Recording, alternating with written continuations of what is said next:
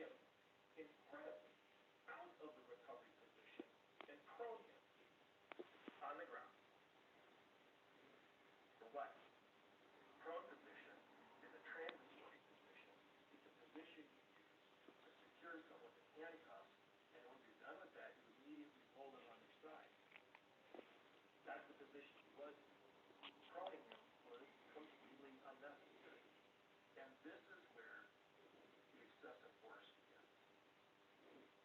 This is where the 9 minutes and 29 seconds start, because they didn't just lay him prone. They did not do that. They stayed on top of him with a knee on the neck and a knee on the back that was essentially laid on Mr. Floyd, pushing down with Officer King adding to the pressure, pushing down, holding his feet, Officer Lane holding his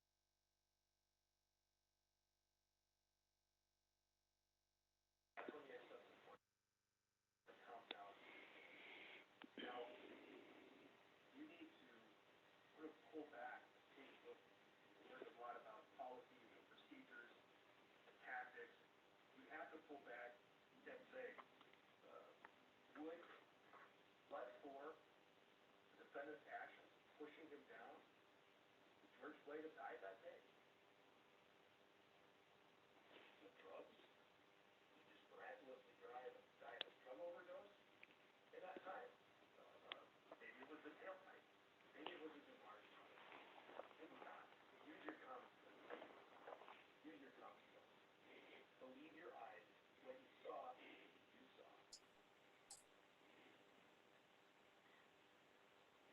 Now, I want to talk to you a little bit about the law. The judges are the instructors. And it's necessary to go over this a couple of times. Where you got to go to medical school here as jurors. There's so many benefits to being a juror. You got to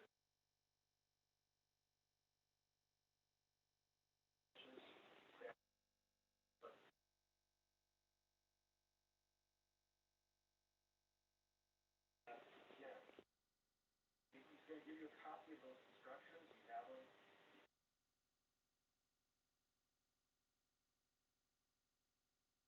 You know, decide these issues in order. You can do it the way you all see fit. I will be making some suggestions as to the order I think you should do things. Like focus your deliberations and just make the conversation a little easier, a little more focused. But you have these jury instructions as your guide. I think that it's important for you to follow the judge's instructions to the letter. The words, the definitions that the judge gives you, they mean what the judge says they mean. And know that the state is required to prove these charges beyond a reasonable doubt. Proof beyond a reasonable doubt. You read this. Proof beyond a reasonable doubt is proof that ordinarily prudent men and women would act upon in their most important affairs. And a reasonable doubt is based on reason and common sense, not a fanciful or capricious doubt or beyond all possibility of doubt.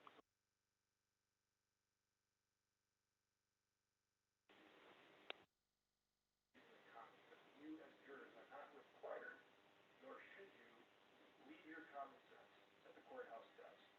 As jurors, you must rely on your common sense. That's why you're here. But we need you to apply that standard to these facts, to be a judge of the facts, and apply those facts.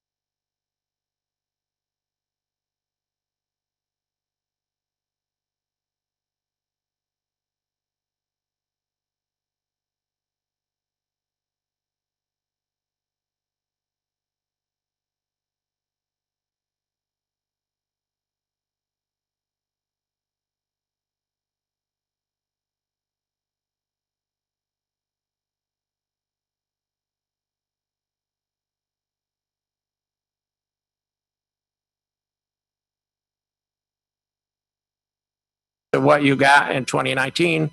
Don't ask for more. But if we have it and you have it a good event, perhaps we can fund it. But I'm just not ready today, but I don't want to discourage people and say, oh, I'm not going to get any extra money. You are going to get extra money. We just haven't determined. And I would ask that you ask the county for it rather than just be a blanket sum added on to your thing. I know some people don't like that, but I think that's a fair way of doing things until we get a handle on the oxy tax. One other thing I will say, we had a very good meeting with the treasurer to talk about short-term rentals. There is quite a considerable amount of money being left in the community from the short-term rentals. I would encourage everybody in every community that if somebody who has a short-term rental comes to you, you explain to them that they need to register with Warren County Treasurer's Office, pay their 4% to the Warren County Treasurer's Office for their short-term rental oxy tax, because that's where it's due now. It's due in the Treasurer's Office. And looking at the statistics that we have on that, there's quite a bit of money being left on the table right now because we're not collecting the oxy tax for short-term rentals. Now, I know the Treasurer's making a decent effort now to go after them, but we need to get all our constituents out there to please adhere to the law. So those are some of the things I think we should do. If you can please give me another month to work on this with Ryan. I know Ryan's going to have a new addition to his family, so it may take 6 weeks. But I'm telling you, as I told you before, we would work to restore it, and we will continue to work to restore it. We just have not come to a number. And then I'll ask that you cooperate with us by requesting it from the county. And like I said, we have all your documentations. We've got all the reports up to date. The ones that weren't quite done right have all been done correctly now. And we have a good starting point. So I know there's some questions. So Supervisor Bramery has some questions. I don't have any questions at this time. I wanted to say I appreciate all the work you've been doing, Supervisor Garrity. I know you have been down in the tourism department a lot, trying to sift through it all. And I appreciate that you are open to looking at this in a new way. I really do. Yeah. And I want to be able to support the towns. I think that's a good idea. Asking them and working through the new tourism person to help kind of make sure that whatever money we're getting out to the towns is collaborating well with the other towns and what they're doing. So I think it would be a good way to really amplify what each of the towns are doing. And I do ask that as we're going forward with the spending plan, that we not just look at the same events that we have always awarded money to, but also staying flexible. We saw how important that was during the pandemic, the new event that came up for the festival grounds, trying to be able to support her and innovative new ideas. So I really like us to be able to encourage that as we go forward and we see people launching out of the pandemic, coming up with new ideas. Yeah. That's my request to you, that we save some money aside for those types of things that come up maybe towards the end of the year too. Right. And the other thing is, by no means am I the one doing most of the grunt work. It's being done by Lisa and Joanne in the tourism department. They work long and hard on this. I like to collaborate. I am a numbers guy, and I kind of like to collaborate with them on this. And I think we made some real headway. And I got to thank all the town employees who are responsible for getting the reports in. They've cooperated, and we fixed a lot of these reports. The other thing I will say, there is a major event that they're talking about for the winter months coming to Lake George. We hope it's going to come to Lake George. We need to put our best foot forward to have this event come into the village and the town. It would generate a lot of money. And of course, we're going to have some money set aside for that. But this could be an event that could last anywhere from 5 to 6 weeks in the wintertime in the town and village of Lake George, along with everything else they did with Winterfest. So that was good. Any other questions? Mike, Supervisor Wild. Thank you, Mr. Chairman. Just a request. Would you mind placing some of these reports and some of the maybe spreadsheets that you're working on the numbers with online so Sure. that they could be easily accessible Sure. by committee members? Sure. Thank you. Yep. Supervisor Hogan. Thank you, Mr.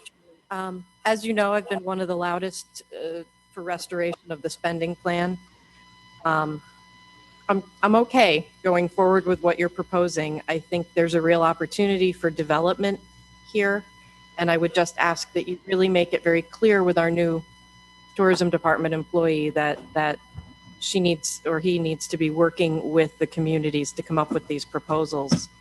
And I'm comfortable with it as long as you're assuring us that each community will be given the opportunity to apply for the amount that they would have been given. That this money won't get retasked after a certain length of time. No. Okay. I'm worried about some of our smaller communities and their capacity to come up with a proposal for this. You know, I'm not sure which way it goes, whether the money leads the ideas or whether the ideas lead the money. And I think this is kind of an interesting moment in time where we might get to see that. But I do want to make it clear that many of our smaller communities might struggle with this and their ability to come back to the county with a proposal that meets everybody's standards for how this money should be spent. With that, though, I do believe that every dime of this money should be out working for us. So I would encourage us to help each other come and ask for the money and get it to work for us. So thank you. The only thing, my only come back to that was anybody who doesn't use Warren County Tourism to help get an event in their community, shame on them. They've been there for years and they do excellent work down here. And I can tell you, as a person in my second life, puts on an event every year since 1963 for the fire company in Warrensburg, they've been immensely helpful to me in their advertising. And anybody who didn't use them, shame on them. Because I agree. they are excellent too. And, I kind of made the statement, we hope to reinstate the money up to 2019 levels. I'm not making a guarantee, but if somebody comes in with a $70,000 balance and they just want to pick up another 15,000 just to increase their balance, that's what we're trying to avoid. We're trying to look at the towns that really have events they want to bring in and they need that little extra boost. I agree. The money needs to be put to work for Yep. all of us. Yep. I'm just trying to point out that some of our smaller towns, it's a matter of resources and capacity. And so any way that we can help them to boost that would be great, would be Sure. appreciated. Supervisor Bramer. I was just going to say in response to what Supervisor Hogan is raising, I'm not, just in my mind, I don't know how to work logistically, that towns wouldn't have to produce some sort of proposal on their own. Like if they're getting requests for the money, you could just summarize that in a list and say, here's these different events that have come to us and it's a total amount of $10,000. That's what we're asking for. I would think it doesn't have to be something overly complicated. Oh, no. I mean, I'm not asking for a detail, but we are asking that you make a request to the county for Right. the extra money. Okay. So anybody else? Yes. Yes, Supervisor Trout. Thank you, Kevin. I was not able to hear the first part of the meeting. There was no sound coming through. So I don't know, those of us that are watching the meeting remotely. In any event, towards the end of what you were discussing, Kevin, you were talking about short-term rentals and you were talking about the fact that they have to get permits and they have to pay their 4%. And we're going to work with the county on that as we have. But it just reminded me to think, is there a form, a standardized form that we can send these new people that as we learn about these short-term rentals, and we can tell them, here, you have to get a permit from the county and you're responsible for 4% in occupancy tax. Is there a form that you know of, Kevin? I don't know a form, but I think the treasurer's office does have a form and he was going to work with Don Lehman to get more publicity out there on this. But I think it comes from the treasurer's office. They have to register there. But we'll check on that, John. And if there's forms you need, we'll get them out to you. Mr. Chairman, Yeah, go ahead. Yeah, we think there are about 700 of these thereabouts in Warren County. We have a report that indicates that there are that many. Approximately, I think a little over 200 of them are already registered with the county treasurer. The county treasurer put out a message last September 1st that the short-term rentals are to pay their occupancy tax directly to the county treasurer's office. So we're in the process now of trying to get the others registered so that they can have that dialogue with the treasurer as to what exactly is required and how it all works. A little bit. Do you have to go right now? Supervisor Hogan was next.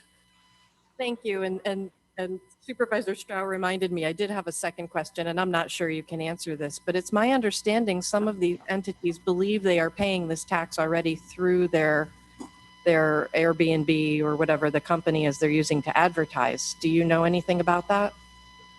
The only thing I could say about that is they need to take that up with Airbnb.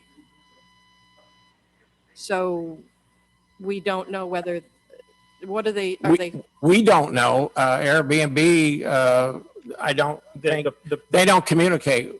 Yeah, those platforms are not paying us. So if No. people who own these short-term rentals are under the presumption that those platforms are taking the tax dollars and remitting them to us, they're not. They're not. so we're asking them to just pay us regardless of what their arrangement is with Well- Airbnb. Their arrangement is with it could be one of those companies, but the money is not coming to Warren County, I can tell you that. And the law says they must pay Warren County, and that's why we're asking them to register with the treasurer's office.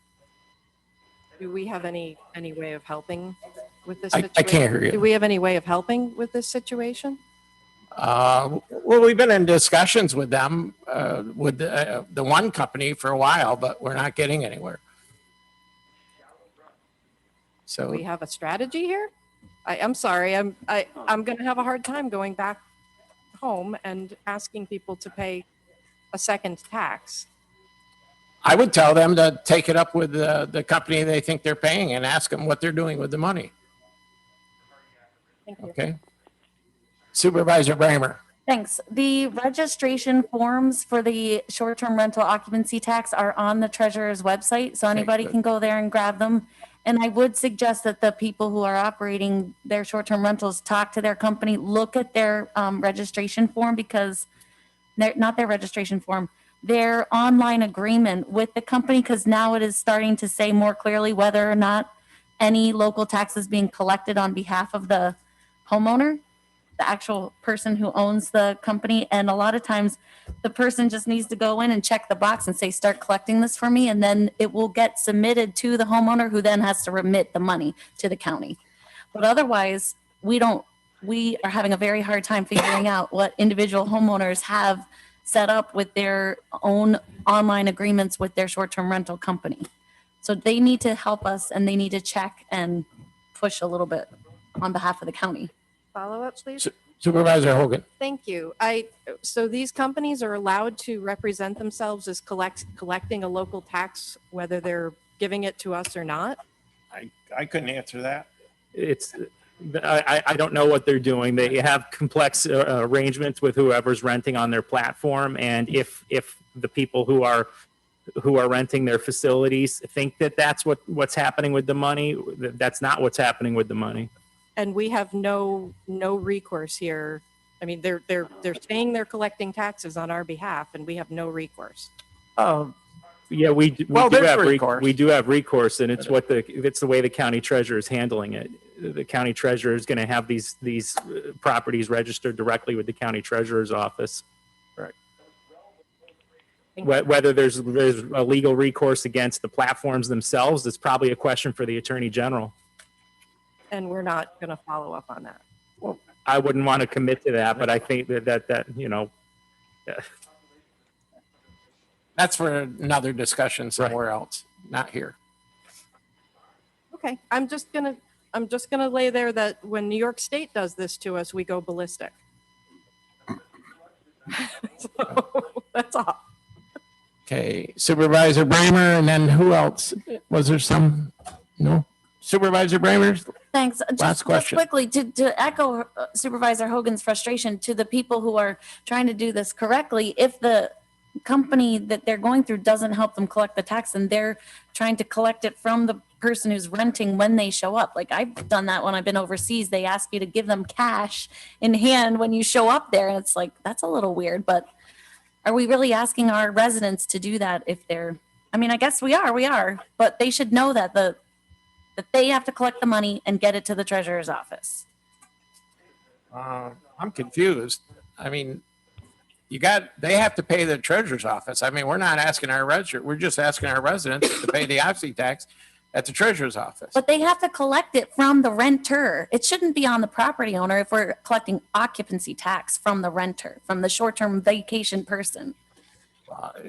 It's a business. I don't know. Supervisor Leggett. Yeah, thank you, Mr. I'm Chairman. confused. If I was doing services or doing carpentry work, I would charge my customer sales tax and pick it up at that point in time, and they would pay it, and I'm responsible for turning it back into the county at a later date. Right. Yeah. So to have if I was They the just- landlord renting out, I would also then collect from my customer and turn it into the county. So it's- Right. They just have to know it. They have to start doing it. Well, that's what we're asking, isn't it? Yeah, that's the communication from the treasurer's office this week, is to get the rest of those properties registered so they know how to do it and what to do. Anything else on that subject? Dennis, I see you.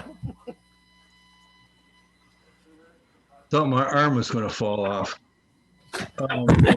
Well, stop. Come down and I could look at your face. I have so many issues here, I can't remember them all. Town of Lake George has an application, and everyone we registered pays will pay the OCC tax. The problem that the county had in my early conversations was that Mike was dealing with Airbnb, which is the giant in bed and breakfast rentals. And he had some difficulty coming to an agreement with them to pay the OCC tax through their company. And I have no idea what it was, but it went on for a long time. So some of them sign up with, there are all kinds of platforms out there besides Airbnb. And some of them sign up with these platforms and think that they are taking care of the taxes, or else they're playing deaf, dumb, and stupid and not paying them. But it's a real problem. And Mike's the guy. He's the one that's got to figure this all out. The other thing I wanted to mention, Kevin, I don't know where it came from. A week or so ago, I got a email from the treasurer, and he said that we only had like 50 rentals in Lake George. We've registered like 86 or 87 rentals in Lake George. I don't know where they came up with the number, and they said that Johnsburg had like 157. I couldn't figure it out. I don't know what that was supposed to represent, but I couldn't figure it out. I asked them to provide us, we have a registration, we have a licensing in the town of Warrensburg.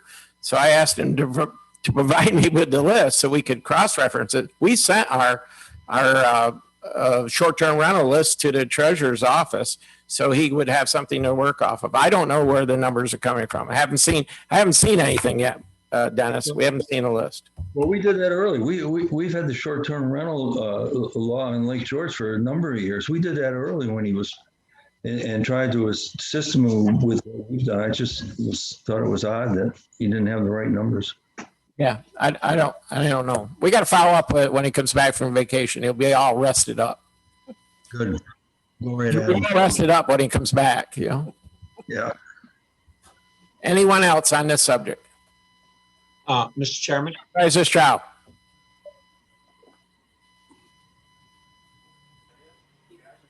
You're muted. Thank you. I'm sorry. That's okay. One of the tools that Mike uses are zip codes.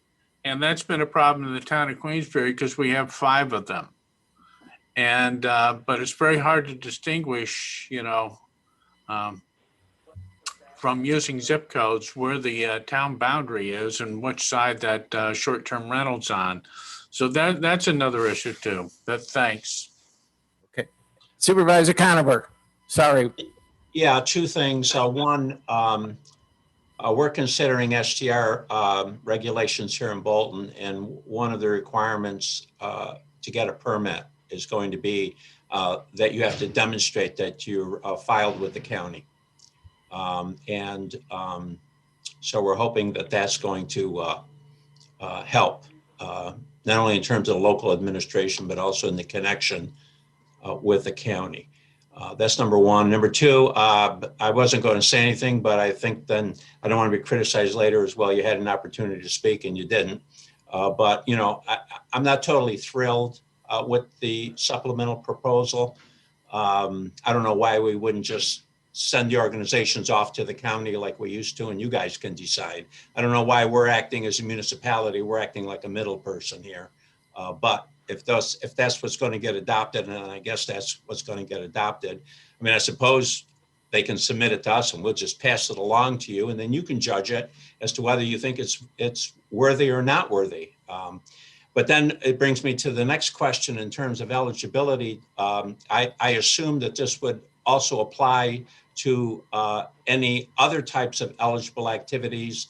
Like, for example, in Glens Falls, we gave them a commitment of 5 years for infrastructure at the auditorium. If a community were to have a project, a tourism-related project, we could submit for the supplemental over the same or in the same type of way. In other words, that this, or is this just exclusively deals with events? I guess is what I'm saying. Or is it that you're going to consider supplemental grants for all eligible activities? We were just going to, well, my thoughts were just to ask for the communities that needed that extra money for events. And there's other Oxy tax monies that they get now that they can use for any of the other items. This is basically for events, Ron. But if we need to talk more about this, we can certainly talk more about it in the future.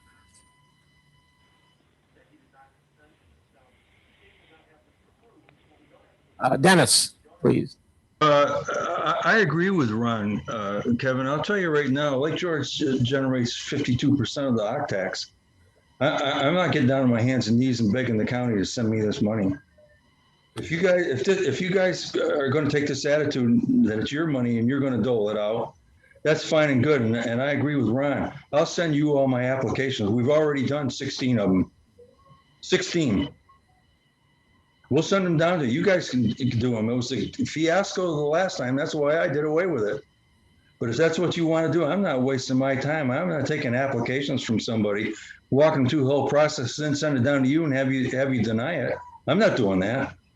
I didn't ask you to send every application. I think you're misinterpreting.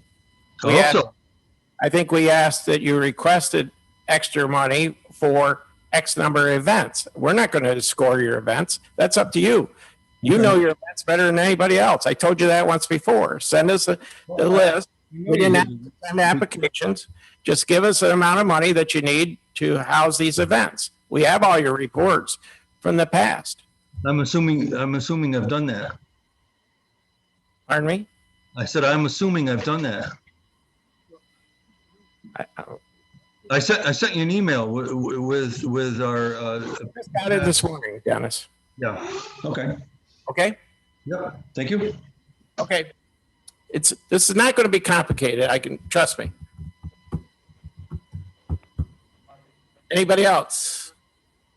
Okay, we got one other item on the Oxy tax agenda. It was a referral to remove the communication specialist from the tourism and development or tourism budget. What's the board's pleasure on removing that position from the tourism budget?